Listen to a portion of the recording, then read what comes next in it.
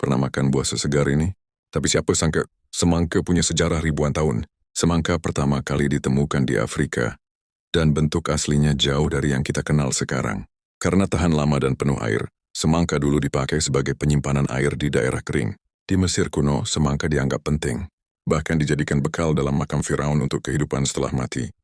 Buah ini menyebar melalui pedagang, menempuh ribuan kilometer sampai akhirnya tiba di Asia dan seluruh dunia. Manusia terus menyilangkan semangka selama berabad-abad, membuatnya semakin manis, merah, dan berair. Meski rasanya kaya, semangka sebenarnya 90% adalah air, dan bukan cuma merah. Semangka kuning juga ada, lebih manis dan lembut rasanya.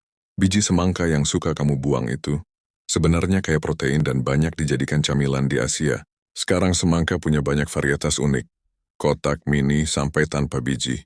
Jadi, tiap gigitan semangka yang kamu makan itu sebenarnya potongan sejarah ribuan tahun. Masih berani bilang semangka cuma buah biasa?